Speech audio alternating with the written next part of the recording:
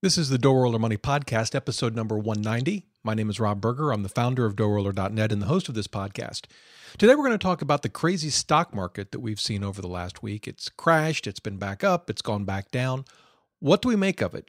I'm going to try to convince you today that for long-term investors, stock market crashes are a great thing. Welcome to the DoughRoller Podcast, where the best thing money can buy is financial freedom. We help you make more, spend less, and invest the rest. And now your host, Rob Berger. Whether you're just starting out, buried under a mountain of debt, or well on your way to financial freedom, this is the podcast to help you take your finances to the next level. Hey, everybody. Hope you're having a great day. So got a couple things going on today. Obviously, we're going to talk about the stock market crash, and then I guess it was kind of a rebound. We're going to talk about that. That's the main topic for today's show. It's an important, it's really the first time, I think it's probably the worst few days of the stock market that we've had since I started this podcast. Now, that meant now I have to think back. I started the podcast in November of 2013. I don't think we've had days like that since then. So it was really I've kind of been waiting for this opportunity. When I started blogging, it was in 2007. I had all kinds of opportunities to write about, how should we react to a stock market crash? What should we sell? Should we not sell? Should we buy? But since I started this podcast, I haven't had as many opportunities, and now we do. So that's what we're going to talk about. Before I get to that, though, in the last podcast, episode 189, I answered a listener's question about asset allocation and how you go about changing your asset allocation without incurring taxes, and sort of juggling both retirement accounts like 401ks and IRAs and taxable accounts. One of the comments that I made is that it's perfectly fine to own the same investment in more than one account. And I've done that many times where I might have, say, an S&P 500 fund in my 401k because it's one of the funds that's, pretty good and that's available to me in the 401k. But I don't have enough in the 401k to fill up the exposure I need to the S&P 500 index. So, maybe I also have some in a taxable account or another account. And a listener named Dan, we've talked about Dan in the past because he's the one that helped me with that great investment spreadsheet. And hopefully he and I are going to collaborate on some more. He's ready to go. I'm the one that's dragging my feet for a couple of reasons, but hopefully that's going to change soon. Anyway, he emailed me, said, Rob, listening to your podcast, and you mentioned that it's reasonable to own the same fund in both a taxable and non-taxable account. He says, I am far from a tax expert, and I should add, so am I. I am far from a tax expert, but I believe there is a gotcha here. I believe this opens the door for a potential wash sale, which I've heard you talk about before. And his email goes on, but I'll stop there. He's absolutely right. It can. It doesn't necessarily mean it will. But it's absolutely something you need to watch out for. So first of all, what's he talking about, a wash sale? So the idea is this. You can't sell an investment at a loss. Let's say you have an investment that's gone down in value in a taxable account. You want to sell it so that you can capture that loss for tax purposes. You can't turn around the next day and just buy it back. The IRS doesn't like that. They view that kind of transaction as not having any real purpose other than to avoid taxes. Now, my reaction to that is, yeah, so what? But I'm not the IRS, and the IRS has a big so what attached to it. And so they say, well, to prove to us that this isn't just for taxes, you can't buy that or a substantially similar investment back for 30 days. You got to wait 30 days. All right. So, if I've sold an investment at a loss, I make sure that I don't buy it back, for a month, right?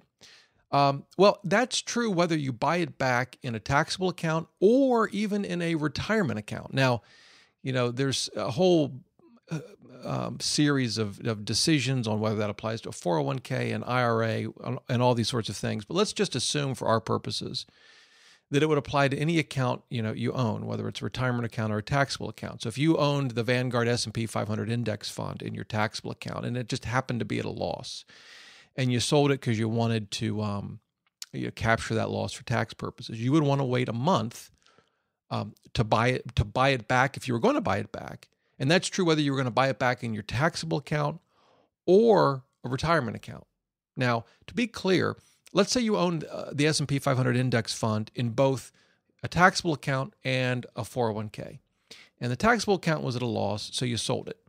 the fact that you already, before that sale, already owned it in a retirement account is no problem at all. That doesn't trigger the wash sale rule, right?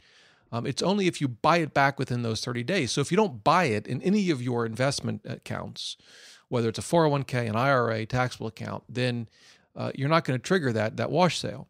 And so it is something to keep in mind. Now, where it gets really tricky is if you use automated investing services, robo-advisors like Wealthfront and Betterment. The reason it gets tricky with those guys is because they of course, when you put your money in, they slice it and dice it into 6, 8, 10, 12 funds. They're doing the buying and selling. They're doing the tax loss harvesting. You don't have any direct control over the buying and selling. And so you could end up buying something in a retirement account, let's say, while Betterment or Wealthfront is buying and selling the same investment, selling it in this case, in your taxable account. You might not even realize it. So if you're dealing with Betterment or Wealthfront and you're taking advantage of their tax loss harvesting, or you're continuing to, or you're in the process of selling any of those investments, or they're being sold by Betterment or Wealthfront just as a matter of rebalancing, you need to be careful. That gets very, very, very tricky. And, frankly, there's not an easy answer to it. I mean, one approach would be to make sure you don't use any similar investments in your, say, retirement accounts. If you have Betterment or Wealthfront or any of the others for a taxable account, the problem is if you've looked at any of their plans, they have a pretty diverse group of ETFs covering about all of the different asset classes that you probably want in all of your accounts. So I'm not going to dive into that today, but it's something to be aware of and to consider if you're using one of the robo-advisor services. But to Dan's point, you always want to be mindful of that wash sale rule whenever you sell an investment in a taxable account at a loss, so that you can capture that tax loss. Make sure you don't buy it back or a substantially similar investment for 30 days, and that applies regardless of which account, whether it's a different taxable account you want to buy it back in, or a retirement account. So very good point, Dan. Appreciate you bringing it up, and I hope that makes sense. Sometimes I go through all this and I think, gee, that's as clear as mud. Well, at the end of the day, if you're really struggling, then my advice on any tax issues, consult a tax expert, tax professional. That's what I've done. I have a tax accountant because this stuff is not so much for wash sale per se, but for other things, particularly, by the way, retirement savings for the self-employed. If you're self-employed, if you own your own business, whether you're a freelancer, you have a more sort of traditional business, retirement benefit planning is immensely complicated. Can you have a SEP IRA and a 401k? Can you have what's a defined benefit plan? And does that make sense? And if you have that, can you also have a SEP IRA, or can you also have a 401k? If you have a 401k, can you have profit sharing? And then what if you still have a regular day job? Maybe you're doing some work on the side as a freelancer or in your own company, but you also have your traditional day job, and you get paid as a W-2 employee, and you have a 401k. Well, how does that factor in? Immensely complicated. I can't tell you the hours I've spent trying to figure all that out, and now I've got a retirement benefits expert that I'm going to hire, and a tax accountant, a new tax accountant who's got a little more experience in this sort of thing than my old accountant did to work through all this. One of the things I want to do is have some podcasts on this for those of you that deal with these issues. And I think the best way to do it is I'm going to they don't know this yet. I'm going to ask the people I'm going to hire if they'll just come on the show. And I can interview them, and they can answer what are really some pretty thorny, tricky questions. So, and without, in many cases, without clear answers. Anyway, for today, it's the wash sale rule. Dan, thanks for bringing that up. Great point. Okay, on to the main topic for today. That old stock market crash. So what happened? Well, if we use the S&P 500 as sort of our benchmark, what it was at, I think 2,100 roughly, and then it dove down to around 1,900 over the past week or so, and then it ended up settling to just under, I guess, 2,000, I think it's 1988. Let me actually look it up as I'm recording this. Let's see here. It settled in at 1988. There you go. So it was kind of a wild ride. And as it was unfolding, I was traveling a lot. I've been traveling the last 10 days. and so was traveling a lot. But I collected all of the Wall Street journals. I get the Wall Street Journal delivered to my home every day, and I made a point to save them so that I could sort of compare headlines. It's kind of fun to watch this. So here we go. If we go back to this is the Friday, August 21st. We're in 2015, by the way, for those that might be listening to this podcast months or years later. August 21st, 2015. This is a Friday. And let me just sort of, from that day forward, we're going to read through the main headlines of the Wall Street Journal front page. 8/21, a Friday. Growth fears send stocks into skid. The weekend edition. Stock plunge picks up speed. Monday edition. Market rout upends winners and losers. Boy, that's not good. Now, August 25th, this was the day after the really big sell-off. This was a Tuesday. Wall Street Journal. Markets reel in global sell-off. Wednesday, late tumble dashes hope for rebound. If you remember that day, August 26th, the market was up several percent early on and doing great, and then it kind of just fell flat and I think ended up down a little bit at the end of the day. Thursday, things turned around. U.S. stocks come charging back. Friday, here was the main headline on Friday. This is August 28th. Ruling clears way for unions. Now you're saying, Rob, that's got nothing to do with the stock market. Yeah, I know. The stock market, it didn't even make the front page of the Wall Street Journal that day. It was completely off. And then Saturday, August 29th, this is just a couple of days ago, swings don't shake investors. It's like, nothing to see here. Keep on moving. There was nothing to worry about. We're fine. We're cool. Nothing to see here. And there you go. That was our sort of, a mini stock market crash with a mini sort of rebound, I guess.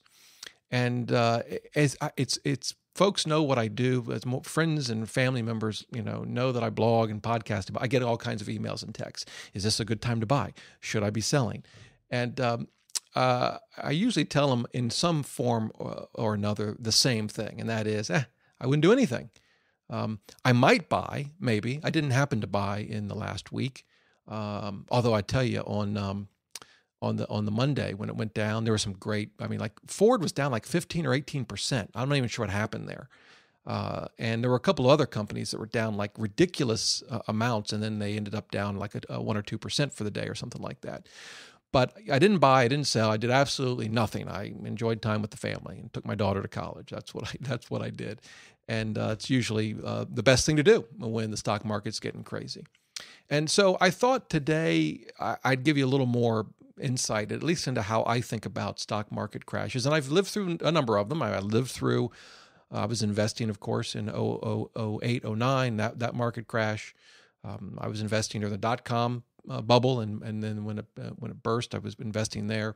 I was investing in the early 90s. I can remember just starting out as an investor and contributing to a 401k, and I was sort of laughing with a colleague. It's like, we put in X dollars each paycheck, and the market goes down by what seems like the same amount of money. So it's like my balance never changes, but I keep funneling more and more money into the stock market. So I've lived through this a number of times. Some of you listening are probably old enough and have been investing long enough to have lived through the fun of 1987. That was a big day in October. So I've lived through it enough. Again, some of you maybe have lived through more of them. But after all of that, sort of you learn after a while what to take from it. Now, the traditional sort of long-term investing advice is this: don't do anything. Stick to your investment plan. Don't change anything. It's the worst time to sell. It's the worst time to be fearful. It's the worst time to leave the market. And by the way, I agree with that. And to help folks, oftentimes we'll say, I've said this, and this is even advice I followed, is don't even look at your accounts, right? Don't log in to Fidelity or Vanguard, or if you use something like Personal Capital, wherever you go to look at, or my investing spreadsheet, if you're using that, wherever you go, to check out your balances, just don't do it. Don't go look, right? And don't even, if it drives you crazy, don't log into the various financial news. If you check out the Wall Street Journal or CNN Money or whatever, just don't do it. Just don't look. And again, it's advice at times that I've followed. It's advice that I would give. If it helps you stick to your plan, you should do it. But as I was thinking about the last week and specifically about this podcast and what I wanted to say to all of you is this: I thought, underlying that advice is, I think, a faulty assumption. And it's this. It's that these stock market crashes, the assumption is they're bad. They're harmful to your wealth. It's ugly. Don't look. You don't want to see it. It's like going by an accident on the freeway. You're better off just not looking and keep driving. And that's sort of the underlying assumption in my mind, is this is really, really bad for you. Long term, it'll be good, but right now it's really, really bad for you. And you'd be better off if you just didn't look. And it's that I want to address today, because it's perfectly fine not to look if it helps you stick to your investing plan, your asset allocation plan. But I think it's important to understand that when the stock market goes down like that, it's actually one of the best things that can happen to a long-term investor. And in fact, I made more money in 08 and 09 because the stock market went down than I ever would if the stock market had not gone down and kind of just stayed more or less the way it was, going up 5 or 10% a year, going down a few percent a year. The fact that it went down over 50% from, I guess, 07, 08 into 09 resulted in making, I made a lot of money. Now, at the time, it's sometimes hard to see, and you need a longer term view to see it. And by the way, it wasn't because I did anything special. It's not because I figured out some brilliant investment to make. At that time, I wasn't investing in individual stocks. I just had mutual funds, and like many of you, in my 401k and my IRA, some taxable investments, and I just kept plowing along, making my 401k contributions, adding some to taxable accounts when I could. Nothing special, no big secret here. I was just doing what I'd done before the stock market crashed, what I'd been doing, for 15 years, I guess, or more at that point.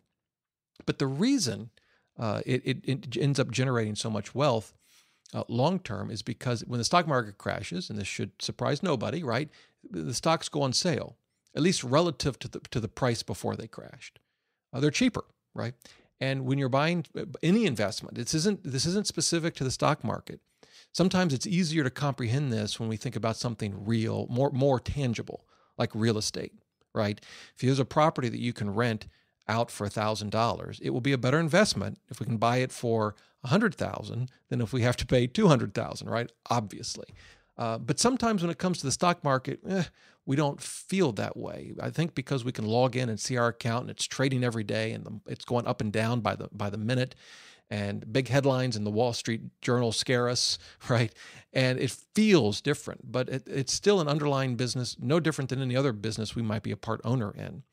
And so I want to kind of leave you with three things that I focus on, and that I hope you'll focus on the next time the stock market crashes. And it will. It will crash in ways that make the last week look like a picnic. I mean, if you think back to 08 and 09, that was far, far worse for so many different reasons. For one thing, it was much, much longer. This last blip was a week. Now, again, we don't know what the future will hold. Maybe it'll go down more tomorrow.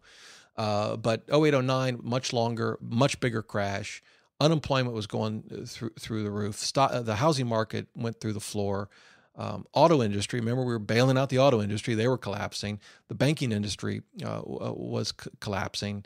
So it was a big, scary time. Right now, unemployment is reasonably low. The participation rate is terrible, but unemployment's relatively low. Interest rates are low. The U.S. economy is generally pretty good. Are there issues? Sure, there are always issues. You've got China. You've got other things. The fall in the price of oil spooks some folks, and certainly causes some issues in some industries.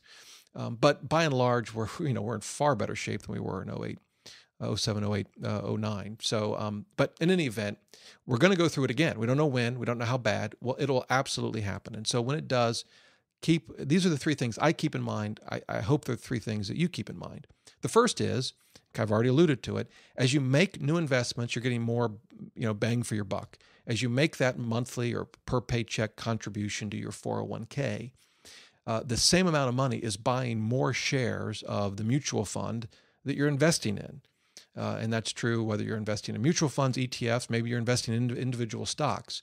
When the price goes down, the same amount of money that you're investing each month will buy more shares, just simple math. And in fact, I think it's even worth taking some time looking at your 401k statements over the last 12 months particularly if you contribute the same amount each month, which a lot of people do. And take a look at how many shares you bought each month or each pay period with the same amount of money. It's not going to be the same every month. It's going to vary. And over time, it'll vary by a lot. And, as the price goes up, of course, you'll buy fewer shares. But when the price comes down, you'll buy more. And I think it's worth taking a look at that. It really shows you this in action. And I think it can make it a lot more real than just hearing me describe it or to talk about it in this podcast. Take a look at your 401k. That's the one place where people tend to invest the same amount of money every pay period, every month. You may do the same thing in a taxable account. Maybe you're making regular contributions, say, to Betterment or Wealthfront or to Vanguard in a taxable account each month. If that's the case, check that out. It's the same thing. And you'll see, again, as the prices fluctuate, as the prices go up, you buy fewer shares. As the prices go down, you buy more shares. And, when you think about Warren Buffett and the success he's had, it is largely because he knows he buys when the price is low. He's, of course, I guess the master at it. But the point is he's buying investments when everyone else is scared and running from the stock market. So that's the first thing. When the stock market goes down, any new money you're putting into investments, whether it's a retirement account, a taxable account, it's going further. It's buying more shares of the mutual fund, the ETF, individual stocks, whatever you may happen to invest in. So that's the first thing. By the way, all three of these, as you'll see, have a common theme. The second one is, as you reinvest dividends, they go further. It's the same concept. It's just that, some folks, you might not be making new investments right now. You think, well, it doesn't help me. Well, if you're reinvesting your dividends, it's the same concept as your mutual funds, ETFs, individual stocks pay dividends, and you reinvest that back in, you're going to buy more shares for the same reason. The share price has gone down. And in fact, in my taxable accounts, my brokerage is at Vanguard. I will look at the dividend-paying stocks that I own, like Apple, like Ford, like Pepsi. And I'll look at the quarterly dividends, and then they get reinvested. And I'll look at the number of shares that they buy. And when the price goes up, it kind of feels good. But I tell you, when you look at the amount of shares that you buy with the same amount of dividends, the share numbers go down because the price has gone up. And that's actually not a good thing. I'd much rather be buying at a much lower price. So when the price of a stock goes down or the price of an index goes down and you're reinvesting your dividends, you're getting far more bang for your buck. You're getting more shares for the same amount invested. In fact, it's one of the reasons that Warren Buffett, when he's talking about investments like Deere, which he owns, or which Berkshire owns, or IBM, which Berkshire owns, these investments have languished for a while. They've struggled. I mean, Deere and Company, John Deere has sort of languished because crop prices are down, and so farmers aren't buying equipment, and there's sort of a glut in the used equipment market. IBM has been sort of remaking itself and changing its investment, where it invests its money, and looking for more high margin businesses, lines of business. And so it's sort of struggled. But Warren Buffett's view of that is, look, I'd love for my investments to the price of them to languish for years, because that means that each time I reinvest dividends, I'm getting more bang for my buck. I'm getting a greater share of that company because for the same amount of dividends, because the price has gone down. Okay, so the third thing, and again, these are all three of these are related, share a common theme. The third thing is share buyback. So management of public companies will often want to buy back shares of the company. Why would they want to do that? Well, there's some good reasons that they do this and some bad reasons that they do this. For the good reasons are they can buy the stock back at less than what they believe the company is worth. If the stock is underperforming, they believe the intrinsic value of the company is higher than what the stock is trading at, it's good for investors if they buy their shares back. What it does for investors is without you spending any money, without you receiving a dividend that gets taxed if you're in a taxable account, the percentage that you own of that company will go up when they buy back shares and retire them. And that's true if they buy back those shares at less than the intrinsic value. That means that your share of the company will go up for less than that share is worth, and that's just a good deal. That's a good reason to buy back shares. Unfortunately, management sometimes buys back shares for bad reasons, sometimes to simply increase the price of the stock since there's fewer shares outstanding, so that the value of their options will go up. That's bad management. It happens all the time, unfortunately, but it's one of the reasons that the quality of a company's management is so important.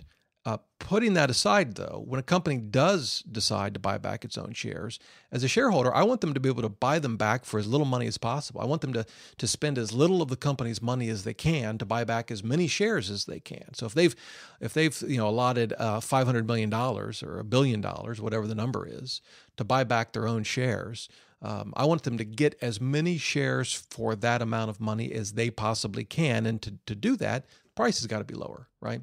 So as the price of the market goes down, and as the price of companies go down, then the value of the money they use to buy back their own shares goes up. It's the same concept as when we invest new money for lower prices, or we reinvest dividends into a company or investment, and it's trading at a lower price. Well, it's the same thing when management buys back shares.